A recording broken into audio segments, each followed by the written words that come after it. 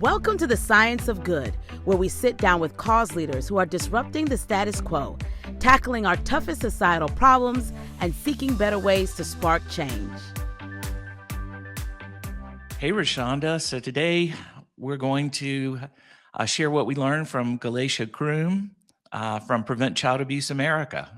I'm really excited about this conversation, Kevin, because she's the Senior Director of Communications for the nation's oldest and largest organization for preventing child abuse, creating novel visibility for the agency's programming, fundraising, and advocacy. And we learned a lot, didn't we, Kevin? We sure did. Prevent Child Abuse America, we'll call them PCA. PCA has been around a long, long time, as you said, and they've been on my radar for years because they've had groundbreaking communications work from a stellar PSA that was created by the Ad Council back in the 1990s that ran for years, really memorable, to more recently, they launched their Pinwheel campaign, which I've seen everywhere. Such a cool device. And what I love about it is how positive it is.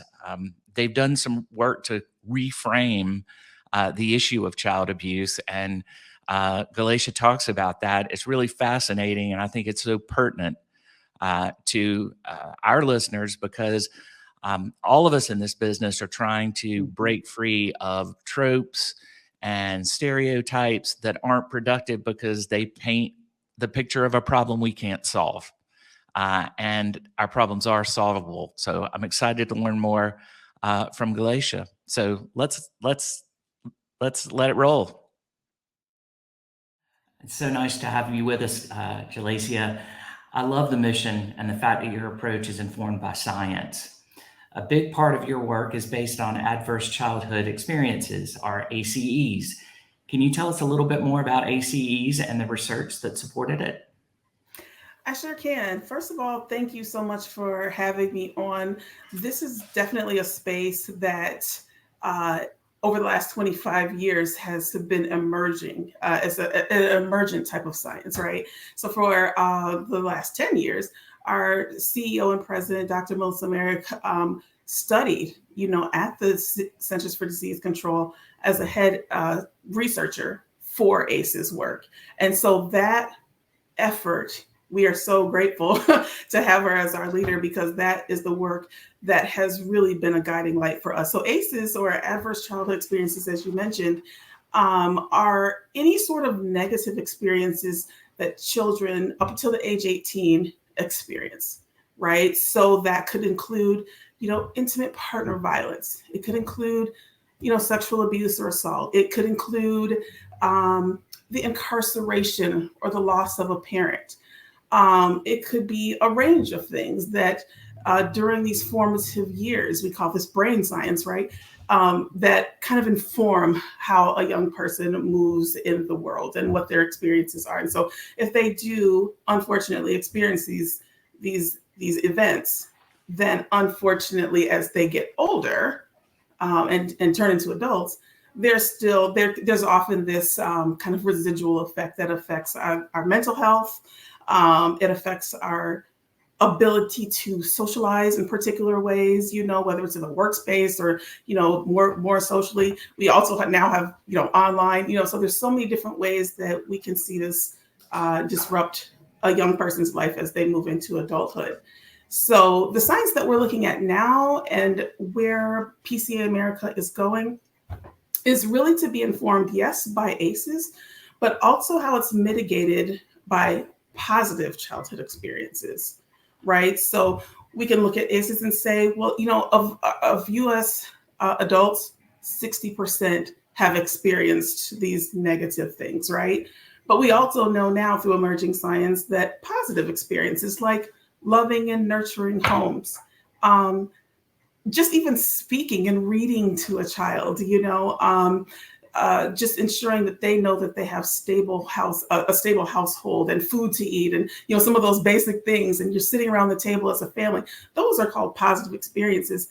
And we are showing that those can help mitigate, as children go into adulthood, mitigate those negative experiences. So that's the research that we're looking at. That's the direction that we're going as an organization. And it's really exciting. I know as we get into this interview, we're going to talk more about those positive experiences.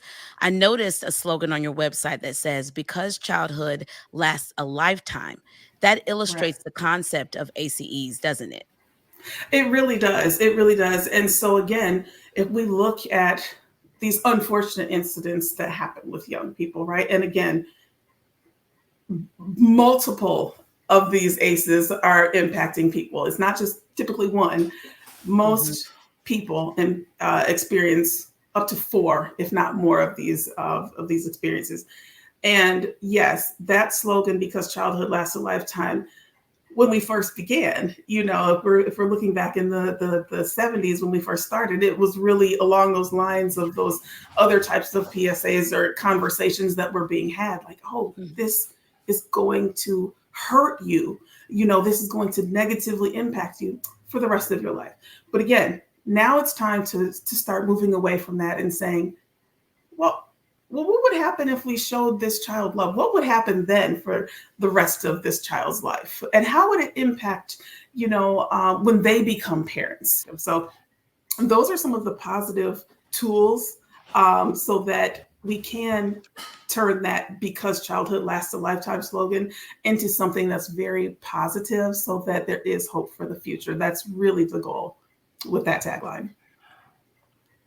I know that one of the things that I so admire about what you're trying to do is you're trying to change the narrative, change social norms, make people raise awareness. I am a huge fan of the Pinwheel campaign that I believe you all started in 2008. I see them every year. Is it in the spring?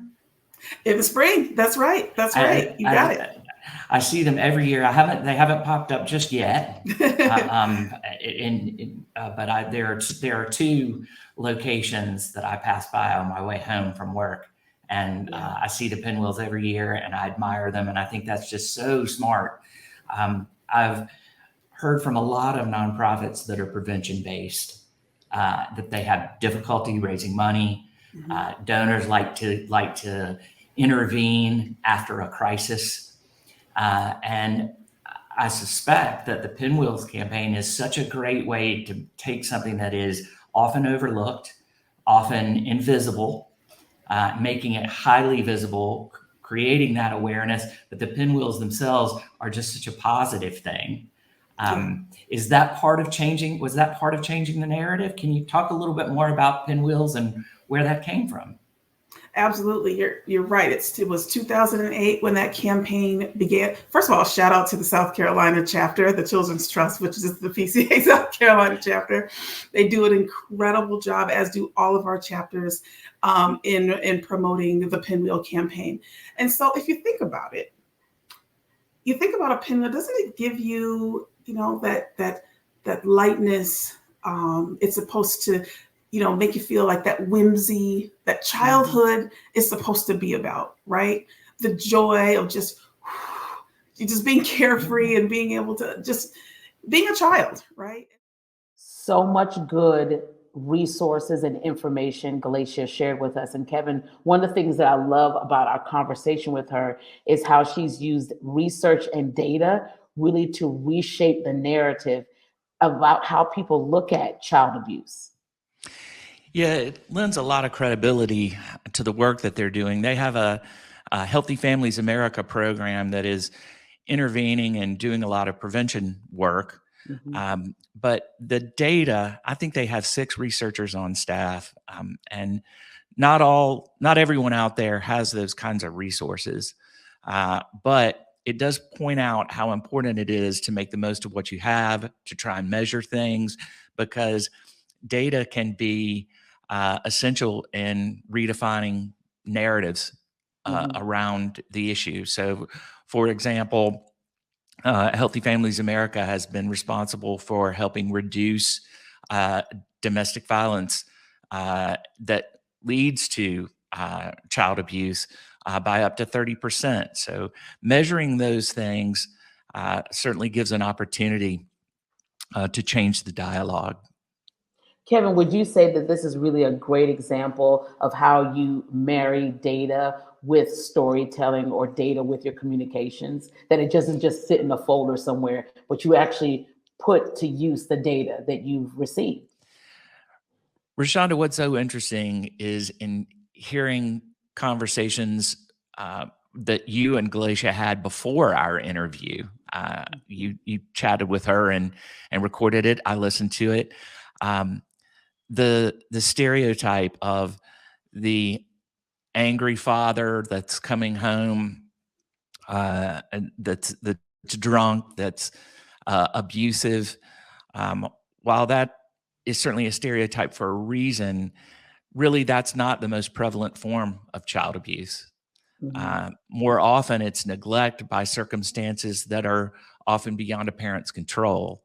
So it's so essential to have different vantage points in reshaping the conversation that we have about these issues. So it's really inspiring to see how they're tackling it and how they've evolved their organization over so many decades of doing work on this issue and making so much progress. It's really cool.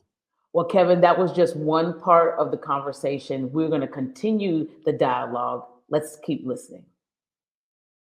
Gelasia, you said so many things that pique my interest because they're issues that we see and address every day. A lot of it is what I call program design. It may be intervention design in your terms. Those things are interchangeable, but that's trying to coordinate all of the different touch points with an intervention, and also trying to address all of the barriers that your audience is facing, among them stigma, which you brought up, which is huge. The fact that we have certain stereotypes that are not always the case. You know, you think about child abuse and the classic TV images come to mind, the angry alcohol-fueled father who's abusive to a mother and children. And in reality, I've done some work with the children's home and foster parent training and recruiting that tells us that a lot of times you're just dealing with someone who doesn't have the resources to cover their obligations to their family, and they're doing the very best they can. Is that what the researchers are doing? They're trying to figure out that program design, how to overcome those barriers, and how to communicate that to not only, I imagine, the multitude of organizations that are intervening on behalf of clients and your is it Healthy Families program, the interview? Yeah, Healthy Families America. Yeah, Healthy Families that's America. Right. There's got to be someone reporting on the interview or out to a team of people who are addressing employment issues, et cetera.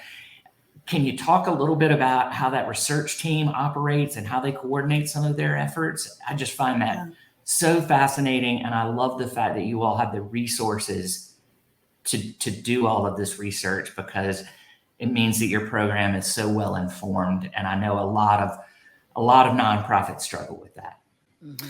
Yeah, and that was way too long of a question. Sorry. No, it gives really good context to, first of all, the statement that we like to share, which is that the work of love is never done, and it's done in different ways. I do it from my communications lens.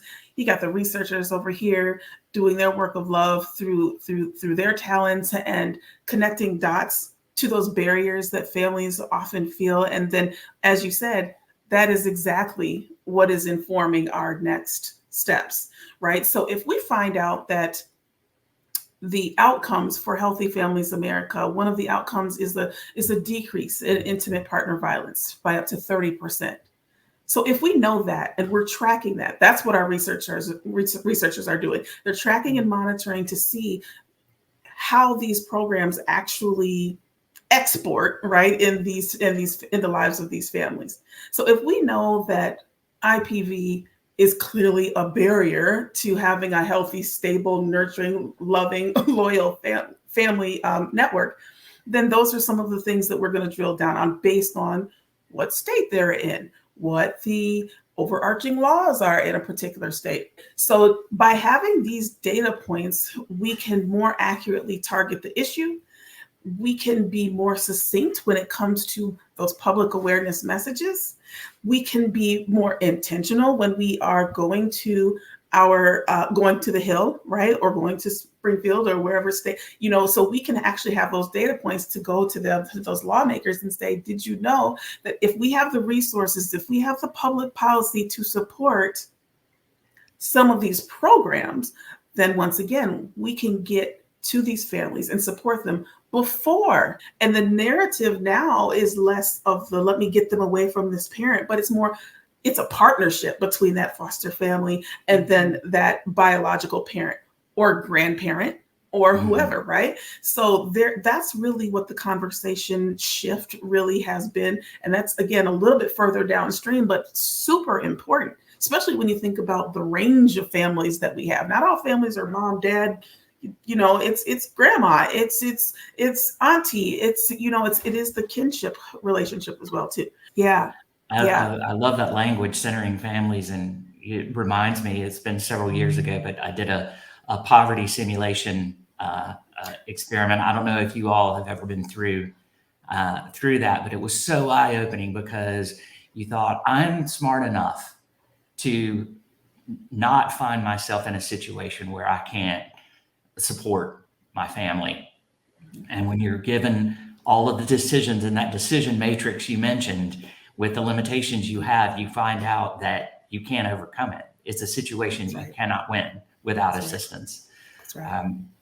And speaking of, I love the history section of your website that talked about Donna Stone and her insight that in 1974, that the 200,000 reported cases of child abuse was just the tip of the iceberg. And, it just took incredible insight to take a problem that was overlooked, tucked away, that people didn't want to talk about, and raise awareness. I remember, I was a child myself at the time, but I remember the first PSA from Ad Council, because I think it ran from 76 into maybe 80. It ran for a decade, I believe. And I saw it on the website, and I recalled that from my own childhood. It is that creative is so striking. It holds up even today. It's not the positive message positive narrative that we're trying to relay today, but it was part of the journey and an essential one to raise awareness and to, quite frankly, shock people a little bit. And now it's time to turn and work on centering families, understanding barriers, and researching the science that it will take to overcome those barriers and measuring outcomes. That's, I imagine, the job of a good number of people on your research team is to try and quantify this, because that is holding yourselves accountable and demonstrating your effectiveness to funders, both public and private, I'm sure. Absolutely. Is there you've had this amazing communications background, from the pinwheels to that 1970s PSA by Ad Council. Is there anything exciting on ahead for you all? Absolutely. So as I mentioned before, every year, we have Child Abuse Prevention Month. We are moving, obviously, almost there this year, and we are excited because we do have this reframe, right? And so it's not just a reframe around abuse and neglect and how we're looking towards these more hopeful futures, but we're being very intentional about talking about a reframe, around racism, right? And how that impacts this work. And, again, it's important as part of our public awareness campaigns to show that and still make sure people understand that there are specific barriers to specific communities. But again, it's going to take this collective work for us to move forward. And it is a balance. So this year our theme is building hopeful futures together, right? And Nice. it is really nice. It's something that we can do collectively and together. You mentioned Donna Stone, who was a very proud member of Kappa Delta, right? And her good friend Sue Ellen Freed, who is still on our board today. Incredible. Um, she will tell the story of, we were down in our basement, and it was in this tiny room, and we got this idea started that, wow, look at the abuse and neglect that's happening. What can we do as as members of sororities, right? And Sue Ellen Freed is actually part of Sigma Delta Tau, and then Donna Stone was Kappa Delta. Both of those organizations still support us to this day, and that means even if it seems like an unusual type of partnership, there's something that can be done because everybody plays a role in prevention. I think Kevin would agree with me that your passion for this and for communicating this message is just so profound. I feel energized about the work that you're doing and those who are watching us. We always ask every guest to give us a question for our next guest. And so our previous guest on The Science of Good had this question for you. And I think this is such an appropriate question for you, especially seeing the work that you're doing and still maintaining that passion. So the question for you is, what do you do when you feel defeated? Ooh, that's a good one. Let me think real quick.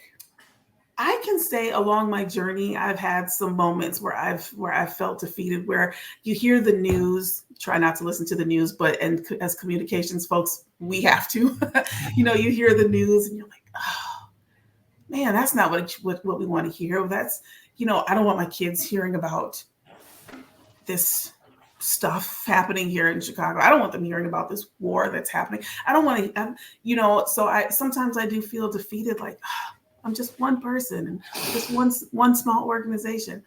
But then I try to find that silver lining, and that's when I start wearing my kind of like my strategy hat. Like, okay, I feel a little defeated, but there's got to be some other folks out here that feel the same way I do. What do we need to do to get together and turn this around? And in that space, I meet other people. I meet people I've never met before, as far as like communications, also in the child welfare space or the prevention space. I find myself able to build on my network, to say, what, again, this is doable. This feels bad, but this is fixable. I think that's so powerful. And that's really a common thread that we're having and we're experiencing with these conversations of cause leaders and disruptors like yourself who are taking the pain and turning it into purpose. And that's really powerful. So we're going to put you in the hot seat. What question would you want to ask the next guest? That's a good one. Let me think. If you could change one thing that happened this month, what would it be and how would it make your work better? Maybe that's a policy thing. Maybe that's just something that happened personally, but what's something that has happened to you or in your space that you would like to change that could positively affect your work? Well, I'm just so moved by centering families, turning adversity into urgency, and accomplishing things, and just your perspective on everything, and your organization's the broad view that you all are taking is inspiring and so necessary. So it's been a real pleasure to talk with you today. And it just reminds me that we all need to keep believing in good. Absolutely.